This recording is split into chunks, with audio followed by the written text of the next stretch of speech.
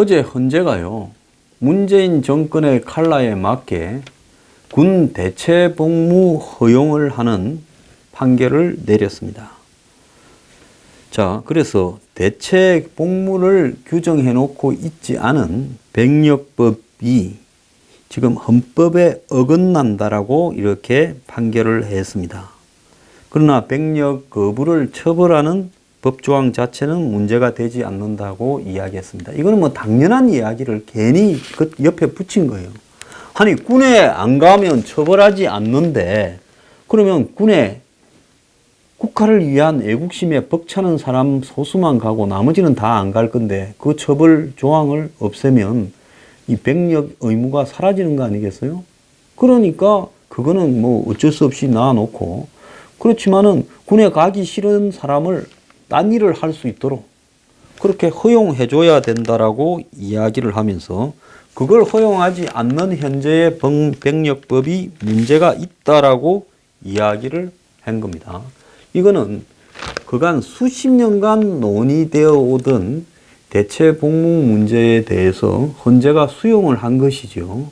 그래서 군 거부 시 처벌이 있다라고 해서 마치 대체 복무 문제를 갖다가 희석시키는 듯한 부분은 이건 매우 잘못된 거고요. 이건 매우 심각한 대한민국 군의 와해를 낳을 수 있는 소지가 지금 통과된 부분이라고 봅니다.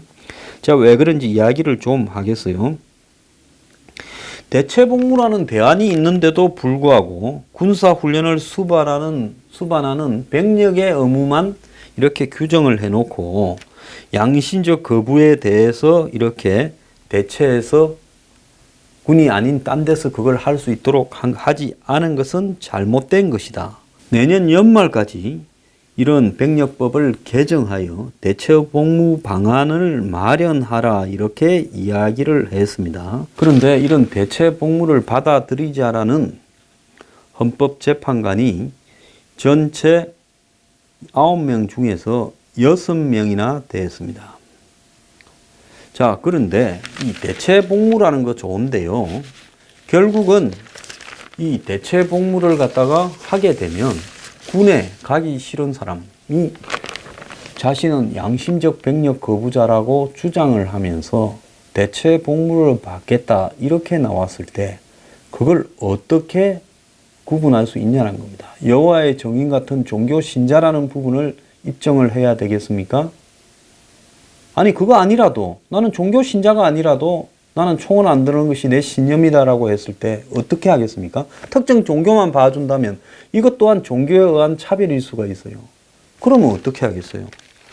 결국은 지금 군에 가면 첫째 뭐가 제일 괴로운가 하면, 훈련받고 생활하는 게 괴로울 수도 있지만은 집단 생활을 한다라는 것 자체가 대부분의 군에 가는 사람들한테 고통스러운 겁니다. 한국이 무슨 한 내무반에 2명이 사는 그런 이 내무반 체제도 아니고, 평상 위에서 쭉 그냥 한 내무반에, 요즘은 몇 명인가 잘 모르겠습니다만 우리가 있을 때는 적어도 한 개 소대가 한 개 평상에 잤어요. 양쪽에 나란히 해가. 그래서 거의 교도소처럼 다닥다닥 붙어서 같이 자고 같이 일어나고, 거기에 고참과 서열이 있어서 구타와 욕설이 난무하고, 저도 그런 데서 군대 생활을 했습니다. 제가 뭐 이런 그 평론하고 이러니까 저를 보기 싫은 사람이 황장수 저거 군대 안 갔을 거다 한번 캐보자, 문바들이 많이 그러는 모양인데, 제가 군대 갔지요. 병장으로. 그것도. 그러니까 그거 헛수고 하지 말고, 저 군대에서 많이 맞았어요. 자, 그런데 군에 가는 게 싫은 게 뭔가 하면, 첫째 내무생활이 하기 싫다는 거죠. 군에서 그 내무생활을 하면서 일과가 피곤한 게 아니라 일과가 끝나고 내무반으로 갔을 때가 이제 본격적으로 피곤해지는 겁니다. 화기애애한 내무반, 그는 그림에나 있는 이야기고 군의 홍보 자료에나 있는 이야기고, 내무반 생활이 지옥같이요. 고참 중에 또라이, 술 주정뱅이, 양아치들도 있고, 그래서 그런 놈들이 지 기분 나쁘면 뭐 애인이 헤어지자 하면 그때부터 쫄병들 조지고, 술 한잔 처먹고 와서 조지고, 터집 잡아서 불안하게 하고, 그래서 쫄병 때는 마음이 조마조마해서 언제 폭탄이 터질지 모른다라는 그런 심정으로 살고 있습니다. 자, 그러기 때문에 이런 어떤 지금 군의 내무 생활을 안 한다라는 부분을 또 군의 훈련을 하고 또 군에서 있는 각종 군의 이 정해진 틀들이 싫은 사람들도 있어요. 군화를 신고 군복을 입고 경례를 하고 훈련을 받고 총을 들고 힘들지요. 그 다음에 군이 제일 어려운 거는 뭐겠어요? 전쟁을 대비한다라는 것이고 사람 죽이는 훈련을 한다라는 것이고 그러면 나도 죽을 수 있다는 겁니다. 그래서 전쟁과 사망, 부상의 가능성이 군에 제일 힘든 겁니다. 연평도 포격 때 2명의 장병이 죽었는데 그들이 자신이 죽을 거라고 갔겠습니까? 천안함 때 36명이 죽었는데 그들이 죽을 거라고 갔겠습니까? 연평해전 때도 한 7, 8여 명의 장병이 죽었지 않습니까? 그들이 그렇게 될 거라고 생각하고 그 배를 탔겠어요? 그래서 평범한 장병으로 입대해서 하다가 배당이 되었는데 그렇게 터져버린 겁니다. 박근혜 정부 때도 목함지뢰로 다리를 잃은 2명도 결국 그런 거 아니겠습니까? 그러면 일정한 비율로 군에 간 장병들은 북한의 도발에 의해서 훈련하다가 사고로 장비의 문제로 일정하게 죽거나 다쳐오는 겁니다. 그 확률이 그렇게 높지 않다 하더라도 그걸 어느 정도는 감수를 해야 되는 겁니다. 사실 군에 나서 이런저런 교통사고나 오발사고나 이런 식으로 죽는 군인들도 이렇게 좀 있습니다. 그러면 일정하게 죽을 확률, 다칠 확률을 또 전쟁이 만약에 난다면 군에 가 있으면 그건 그대로 상당수가 죽을 확률이 생기는 거죠. 그러면 대체 복무를 하면 그런 죽을 확률, 다칠 확률에서 또 전쟁이 났을 때 전쟁을 해야 되는 확률에서 벗어난다는 것은 이거는 같은 시간으로 복무를 한다. 좀 더 많이 복무한다라는 문제로 해결될 수 있는 부분이 아니라는 겁니다.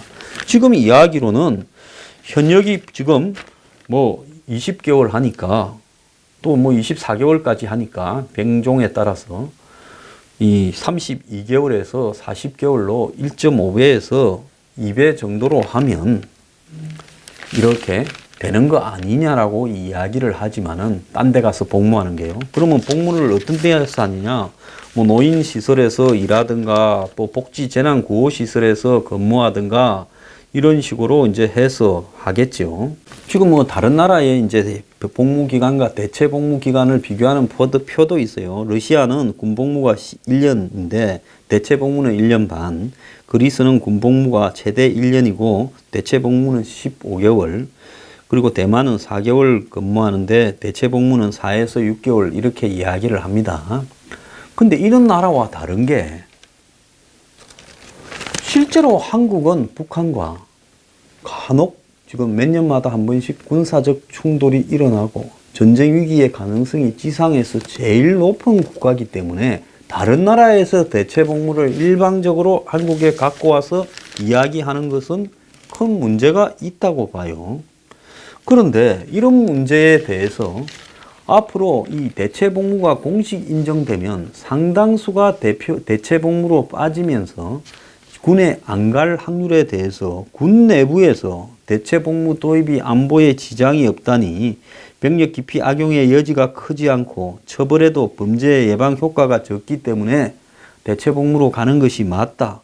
그래서 그냥 이 군 병력 기피자들을 이렇게 처벌을 하지 말고 현재 지금 안 가고 있는 대체 복무를 주장하면서 안 가는 사람이 상당히 있어요.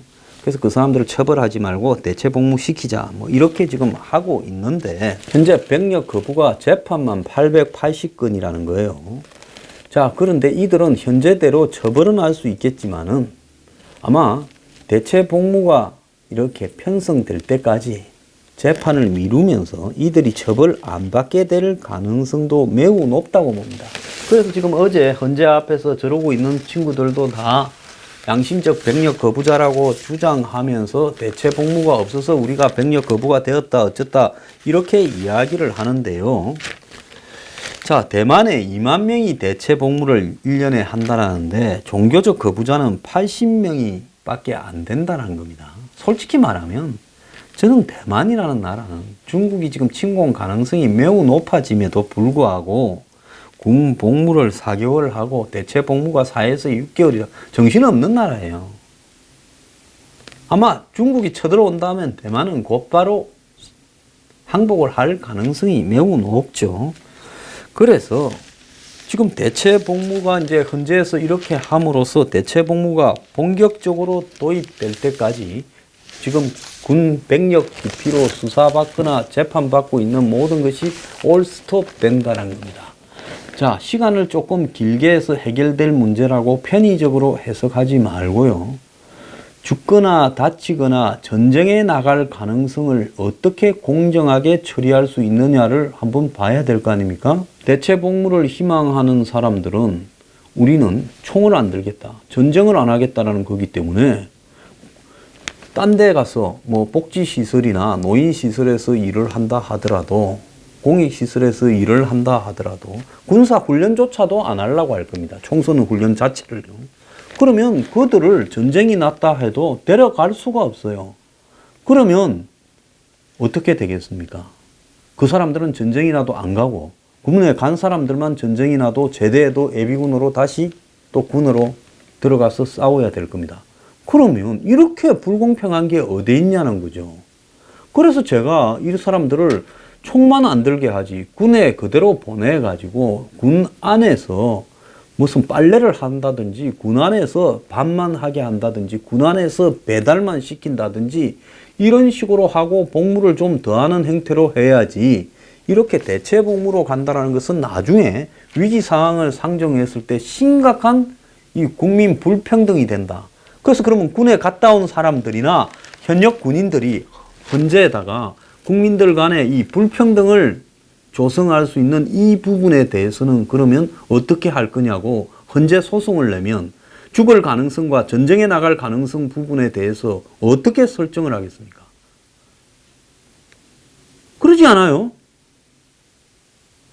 저는 향군에서 정신이 있다면 이걸 갖다가 곧바로 헌재에다가 죽을 가능성과 전쟁에 나갈 가능성을 어떻게 공정하게 대체할 수 있느냐고 한번 헌재에다가 질문을 해보길 바랍니다. 말 같지도 않은 소리들 하지 마라 그래요. 드루킹이 특검에 출두를 했습니다. 12시간 조사를 받은 뒤 이 특검을 면담하고 구치소로 복귀를 했는데요. 자, 특검은 어제 구치소 내부를 압수수색해서 드루킹의 비망록을 찾는다 하고 수순을 떨었는데요. 드루킹이 무슨 비망록을 구치소 방에 그대로 두겠습니까? 구치소가 그대로 하게 놔뒀겠습니까? 이 정권이 그렇게 허술할 거라고 봅니까? 그냥 뭐 하는 척 이렇게 좀 하려고 그러는 것 같은데요. 드루킹은 어제 오후 2시쯤 호송차를 타고 특검 사무실에 이렇게 내리면서 특검에서 모두 소명할 거냐라고 묻는 기자의 질문에 고개를 끄덕였다고 합니다. 김경수에 대해서 묻는 질문에는 답을 하지 않았고요. 특검은 어제 오전에는 드루킹과 공범 3명의 구치소 방과 또 사건에 연루된 윤 변호사, 도 변호사 2사람의 집과 사무실에 압수수색을 했다고 합니다. 그래서 이 드루킹에 대해 법적으로 도움을 준 변호사들을 이제 수사 대상으로 삼았다라고 하는데요. 박상용 특검보는 수감대에 있으면서 구치소에서 얼마든지 말을 맞추기 위한 글을 작성하고 할 수 있기 때문에 증거 확보 차원에서 압수수색을 했다, 이렇게 말을 했습니다. 특검은 이 변호사 2명도 댓글 조작에 적극 개입한 걸로 보고 있다 그러고요. 그래서 드루킹이 김경수에게 오사카 청룡사와 청와대 행정관으로 각각 추천한 인물들인데, 이들에 대한 압수수색의 근거가 된 자료는 경찰 수사 기록인데, 경찰 수사 기록에 이들 2 변호사가 여론조사에 가담한 정황과 혐의점이 고스란히 담겨 있었다고 전해집니다. 그래서 드루킹 일당을 주기적으로 이렇게 접촉해온 변호사가 댓글 조작의 공범이라는 사실이 드러나면서 이들을 입건하지 않은 경찰에 대해 부실 의혹 제기가 나올 거다라고 하는데요. 왜 이 두 사람을 경찰이 안 했겠어요? 경찰은 누가 시키는 대로 했겠습니까? 파란 기아집요? 그럼 파란 기아집은 왜 이 두 변호사를 공범으로 증거가 있음에도 안 했을까요? 그는 이 두 사람을 하게 되면 이 두 사람은 변호사라는 사회적 신분과 방어벽 하에서 나름대로 알고 있는 부분이 많기 때문에 감당해야 될 정권의 부담이 드루킹과 구속된 3명 서유기 등과는 비교할 수 없을 정도로 커지지요. 그래서 변호사 2명까지도 집어넣어 놓는다면 아마 전선이 굉장히 커지기 때문에 백운우 민정 비서관이 만났다지 않습니까? 만나서 뭐 했겠습니까? 제가 추측을 해 본다면 재구성입니다. 자, 이런 걸 갖다가 드루킹이 인사 자리를 추천했더만요. 아니 뭐 거기서 이렇게 된다 해서 했지 뭐 그렇게 이야기를 하면 어쨌거나 정권을 협박하다가 일이 됐는데 간이 배 밖에 나온 것도 아니고 그렇게 하면 됩니까? 아니 뭐 나는 몰랐다 이제 이러겠죠. 그러면 그 두 분도 지금 댓글 조작에 이렇게 공범이고 한데 조용히 계시는 게 도움이 되지 않겠습니까? 드루킹한테서 손을 떼고 조용히 있으면 우리도 두 사람한테는 조사가 되지 않도록 이렇게 애를 써 보겠는데요. 그러지 않고 같이 움직이면 우리도 어쩔 수 없습니다.